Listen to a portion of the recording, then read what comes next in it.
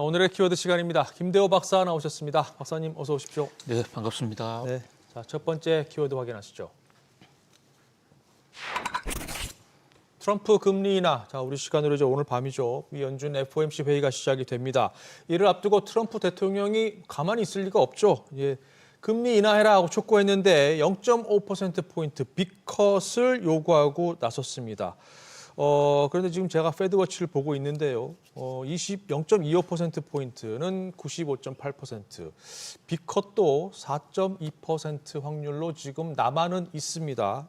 어떻게 될 것으로 예상을 하시나요, 박사님? 네, 이번 연준의 기준금리 인하는 역사 이래 아주 기억에 남는 굉장히 흥미로운 한판 승부가 될 것으로 보여집니다. 예. 지금 제롬 파월 연준 의장은 아직까지도 금리 인하하겠다라는 얘기를 한 번도 밝힌 적이 없습니다. 지난번 잭슨 홀 미팅에서도 이 조건부로 금리를 재조정할 수 있다고는 했지만 현재 상황이 금리 인하할 타이밍이다라는 어떠한 신호도 내지 않았습니다. 예. 특히 고용 문제와 관련해서는 고용이 심각하다, 고용이 충격이다라는 세간의 지적에 대해서도 그것은 아주 기묘한 균형이다. 과거와는 다르지만 알 수 없는 상태지만 이퀴리브리엄, 균형 상태라는 데 방점을 찍었습니다. 실업 신규 일자리가 많이 줄었지만 그러나 실업률은 별 변화가 없기 때문에 이것을 고용 참사라고 보지 않는다라는 이런 뜻이에요. 그럼에도 불구하고 이제 시장에서는 이 패드워치라는 것이 무슨 금리를 결정하는 기구도 아니고 하나의 참고일 뿐입니다. 시장도 그 중에서 금리 선물에 참여하는 극히 제한된 사람들이 이제 투자하는 그것의 결과치가 나오는 건데요. 시장에서는 금리 인하 빅컷은 한 4% 지금 많이 떨어졌죠. 한때 10%까지 올라갔다가 빅컷 가능성은 거의 없다고 지금 시장에서 패드워치는 그렇게 보고 있는 것 같고요. 네. 한 96% 정도는 0.25%포인트 금리 인하할 것이다. 베이직 컷을 할 것이다. 라는 데 대해서 시장의 컨센서스가 맞춰지고 있습니다. 이렇게 이제 금리 인하를 전망하게 된 것은 경제 지표라기보다는 사실 트럼프 대통령이 간곡한 어떤 희망, 좋게 보면 간곡한 부탁이고요. 조금 있는 그대로 표현하면 압력, 금리 인하 안 하면 가만두지 않을 거야 라는 그런 아주 강권에 의해서, 강압에 의해서 금리가 내려갈 수밖에 없다. 거기다가 마침 신규 고용 지표가 좀 더 부진하게 나왔으니까 금리를 인하할 수밖에 없다라고 해서 이번 금리 인하는 사실상 제롬 파월의 금리 인하가 아니라 트럼프의 금리 인하가 소원 성취를 하는 그런 어떤 모습이다. 이걸 거꾸로 얘기하면 연준은 어디 가고 없고 백악관이 직접 금리 인하를 뒤에서 사주 또는 강권하는 그런 모양새다 이러는데 이와 관련해서 JP 모간 미국에서 가장 큰 은행이죠. JP 모간에서 아주 좀 시니컬한 냉소적인 보고서가 하나 나왔습니다. 자, 지금 트럼프가 금리 인하를 사주하거나 압력을 넣었다라고 이것이 판단될 경우에는 시장에는 상당한 역풍이 있을 것이다. 이런 얘기인데요. 자, JP 모간에서 그렇게 보는 것은 지금 여러 가지 경제 여건이 금리 인하할 때가 되지 않았음에도 불구하고 트럼프 대통령의 정치적 압박에 의해서 금리를 인하한다면 그 금리 인하 효과가 적어도 단기적으로는 상당한 효과가 있겠지만은 그러나 중장기적으로는 오히려 물가가 안 잡힌 상태에서 금리를 내리면 물가를 더 자극할 것이다. 그래서 중장기 물가는 더 올라가고 그로 인해서 금융시장도 발작 현상을 할 수 있다. 자, JP 모간이라는 금융기관의 보고서 이 대목을 좀 유념해 볼 필요가 있다 이렇게 볼 수 있겠습니다. 알겠습니다. 자, 다음 뉴스 키워드로 넘어가겠습니다. 원화 환율 나홀로. 최근 우리 국내 증시 흐름 상당히 좋습니다. 연일 사상 최고치를 경신을 하고 있는 상황인데요. 그런데 한 가지 좀 특이한 점이 통상 이 증시가 오르면 원화 수요가 오르면서 환율은 하락한다 이런 통념이 있었는데 이게 지금 깨지고 있습니다. 지금 환율을 보면 어제도 1,380원대를 계속해서 유지를 하면서 내려오지를 않고 있는데 이 달러원 환율 수준이 이렇게 계속해서 고공행진을 하는 이유, 그러니까 바꿔 말하면 원화가 약세를 계속해서 나타내는 이유, 이걸 어떻게 봐야 될까요?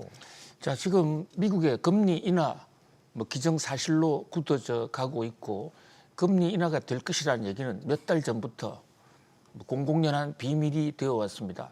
금리라는 게 미국의 기준금리라는 게 미국 달러에 대한 돈의 값입니다. 네. 그렇다면 미국이 금리 인하하면 거의 논리적으로 미국 달러 가치가 하락하는 수준을 밟게 되고 실제로 트럼프 대통령 취임 이후에 지금 미국 달러 가치가 DXY 환율 기준으로 볼 때는 20% 이상 지금 평가 절하가 됐습니다.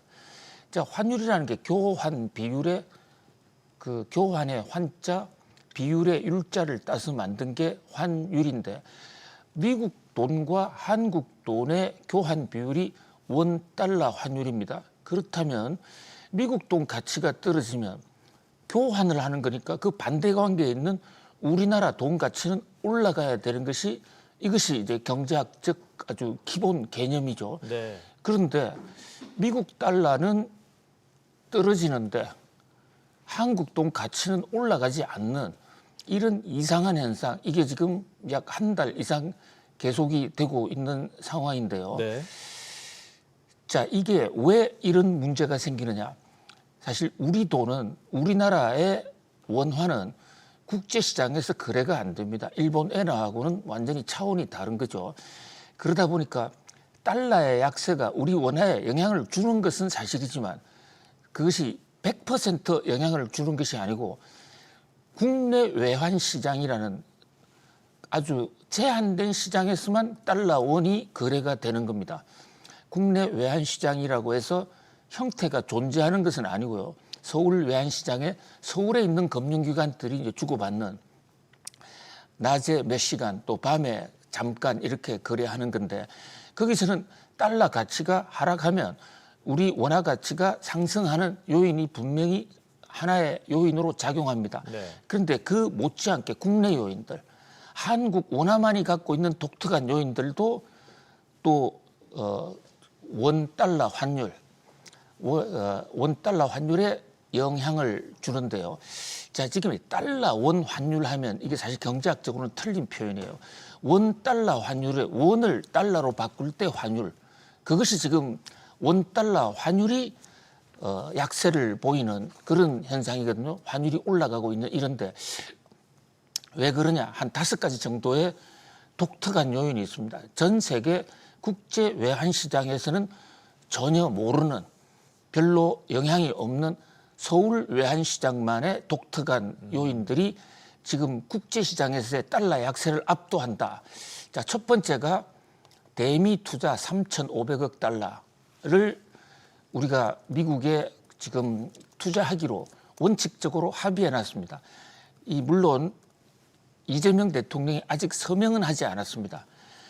그런데 이 3,500억 달러를 초기에는 우리가 그중에 융자도 있고 또 보정도 있으니까 실제로 우리 돈이 나가는 게 별로 없을 것이다. 이렇게 추정들 했고 그동안에 정부도 그렇게 발표해 왔었는데 트럼프 대통령은 그게 무슨 소리야? 3,500억 달러 이건 한국에서 다 물어야 될 직접 투자야 라고 입장을 지금 분명히 하고 거기에 사인하라고 하는 것이거든요. 일본은 이미 사인을 했습니다. 그렇죠. 그런데 일본은 그 돈 5,500억 달러를 3년에 걸쳐서 납부하기로 합의를 했습니다. 거기에 전례에 비추어 본다면 우리나라 3,500억 달러도 올해 1,000억 달러, 내년에 1,000억, 내후년에 1,000억 이상을 지금 바로 돈을 미국으로 보내야 되는데요. 우리나라 돈을 미국으로 보내면 미국에서는 소용이 없습니다. 그러면 우리 정부가 돈을 보낼 때 우리 돈을 달러로 바꿔 보내야 되는데 예. 그때 이제 국내에서 달러에 대한 수요가 급격히 올라가기 때문에 그 메커니즘을 통해서 달러가 강세가 되는 것이죠. 우리가 원화를 달러로 바꿔서 보내게 되면 그 과정에서 외환 보유고가 자동적으로 빨려 나갑니다. 그 외환 보유고가 줄어들면 원화 가치는 약세가 되는 것이 뭐 기정 사실이다시피 하죠. 자, 일본도 요즘 일본이 금리 인상을 하고 있음에도 불구하고 금리 인상을 예고해 놓고 있음에도 불구하고 일본 엔화가 아주 초강세로 가고 있지 않습니다. 그 역시 일본도 5,500억 달러를 3년에 걸쳐서 지금 미국으로 보내기 때문에 엔화 환율이 뭐 크게 변화하지는 않는데 우리처럼 일본 엔화가 평가 절하가 되고는 있지는 않아요. 왜냐? 일본은 우리보다 외환 보유고가 훨씬 많기 때문에 예. 5,500억 달러가 한꺼번에 나간다 하더라도 일본 외환 보유고에서 차지하는 비율은 40% 정도밖에 안 됩니다. 그렇군요. 우리나라는 3,500억 달러가 나가면요. 우리나라 지금 외환 보유고 4,100억 달러밖에 없거든요. 일본이 투자한다는 게 5,500억인데 그보다 우리 외환 보유고가 적습니다. 3,500억 달러 빠져나가면 우리 외환 보유고가 600억 달러밖에 남지가 않습니다. 그렇게 된다면 한국이 대외 지급 자산이 부족하기 때문에 외국 자산이 한꺼번에 빠져나갈 수도 있는 굉장히 불안한 상황이 되는 것입니다. 예. 자, 그렇다면 그래서 이제 우리 정부가 원 달러 통화 스와프라도 좀 해달라. 일본은 엔 달러 통화 스와프가 무제한으로 되어 있습니다. 그렇게 일본은 흔들릴 염려가 뭐 거의 없는 것이죠. 그런데 우리는 제한된 통화 스와프도 없어요. 해달라고 하는데 미국이 지금 안 해주고 있습니다. 예. 미국이 우리가 미워서 안 해주는 게 아니고요. 미국 연방준비제도 이사회의 원칙이 통화 스와프는 기축 통화 간에만 한다. 그러니까 통화 스와프를 기축 통화가 아닌 한국은 기축 통화가 아닌데 한국에 해줬을 경우에 네. 한국이 흔들릴 경우 미국 달러도 흔들릴 가능성이 있고 또 한국이 해달라고 그랬을 때 전 세계가 미국과 다 통화 스와프를 해달라고 그러면 그 순간 달러는 무너지고 맙니다. 따라서 기축 통화국이 아닌 한국에 대해서는 통화 스와프를 해줄 수 없다. 그것은 한국에 대한 적대적 감정이 아니라 미국 달러 보호하는 시스템상 그럴 수밖에 없다는 게 지금 미국의 요구인데 그러나 3,500억 달러를 기축통화국이 아니면서 미국에 퍼붓는 투자하는 나라는 세계에서 우리밖에 없잖아요. 그렇죠. 유럽이나 N은 다 기축통화국입니다. 그런 각도에서 우리 원달러 통화 스와프를 반드시 해야 된다. 이런 것을 이번에 꼭 좀 관철시켰으면 하는 그런 생각입니다. 근데 지금 말씀해 주신 내용만 보면은 관철되지 않을 가능성이 더 높아 보이는데요. 아니 우리 협상력이 뭐 그렇게 간단한 나라가 아니잖아요. 네. 저는 충분히 관철시킬 수 있다고 보는데요. 알겠습니다. 그러나 그것을 충분히 논리적으로 그것을 3,500억 달러를 한꺼번에 미국에 통화 스와프도 없이 풀었을 때 그때 한국 금융시장이 1997년 IMF 외환위기만큼 흔들리면 네. 미국의 국익에도 심각한 타격이 올 수가 있다. 그런 면에서 이 협상이 지금 시한을 빨리 하는 것보다 더 중요한 것은 알맹이 있게 잘하는 것이다. 미국과 한국이 서로 윈윈할 수 있게 잘하는 것이다. 이 대목 매우 중요할 것으로 보여집니다. 알겠습니다. 자, 다음 뉴스 키워드로 넘어가겠습니다. 시진핑 디플레. 중국 경제 얘기 좀 해보겠습니다. 어제 주요 데이터들이 줄줄이 나왔는데요. 산업 생산, 소매 판매, 고정자산 투자 줄줄이 부진했습니다. 그러면서 이렇게 되면 이제 올해 중국 정부가 목표로 삼았던 5% 안팎의 성장률을 맞추기 어려울 것 같다라는 이런 전망이 섞이면서 하반기 부양책 얘기가 또 나오고 있습니다. 중국 경제 상황은 어떻게 봐야 될까요? 네, 한마디로 시진핑 집권 이후에 최악의 지금 위기를 맞고 있다 이렇게 볼 수가 있습니다. 네. 자, 부양책 정부의 처방에 있어서 경제 문제를 해결할 수만 있다면 뭐 걱정할 게 하나도 없죠. 부양책이 논의되고 있다는 것은 그만큼 어렵다는 것이고 예. 부양책 나온다고 해서 아주 슬라이트한 미세한 침체는 정부 부양책으로 해소할 수 있지만 사실은 백약이 무효인 것이죠. 우리 병원의 의사들도 환자가 아프면 의사들이 모두 다 치료해낼 수 있는 거 아니지 않습니까? 네. 죽을 사람은 죽고 살 사람은 살고 아이쿠. 자, 그런 그 부양책에도 한계가 있다는 말이죠. 그만큼 지금 중국 상황이 좋지 않다 이렇게 볼 수가 있습니다. 중국 통계 사실 믿을 수도 없는 뻥튀기 통계입니다만은 그 뻥튀기마저도 뻥튀기 하는데 한계가 있잖아요. 자, 지금 산업 생산 24년 이후 최저, 소매 판매 24년 11월 이후 최저. 자, 고정자산 투자 저게 신규 투자거든요. 저게 고정자산 투자가 미래의 경제 성장을 담보하는 건데 예. 2020년 이후 최저, 5년 만에 최저입니다. 자, 집값은요. 26개월 연속으로 계속 떨어지고 있습니다. 집값이 26개월 계속 떨어지기도 쉽지가 않아요. 자, 달은 차면 기울고 기운 달은 올라가고 라운티에프의 경기 곡선대로 경제라는 것은 내려가면 올라가고 올라가면 내려가는 이런 상하 탄력 압력이 주어지는 거거든요. 예. 근데 주택 가격이 26개월 떨어졌다. 이미 부동산 투자는 침체가 아니라 거의 폭락 수준이다. 이렇게 볼 수가 있습니다. 자, 그렇다면 중국 경제가 왜 망했느냐? 뭐 망했다기보다는 왜 이렇게 위축됐느냐? 여러 가지 요인이 있습니다. 그런데 홍콩 사우스 차이나 모닝 포스트라는 SCMP라는 저 언론의 오너가 마윈입니다. 마윈이 경영하는 언론인데 저기서 세 가지 요인을 꼭 집었습니다. 미중 무역 전쟁, 내수 침체, 부동산 위축. 그런데 사실 미중 무역 전쟁을 먼저 내세웠지만 그것도 물론 충격이 있습니다. 그러나 중국 경제 침체는 이미 몇 년이 됐습니다.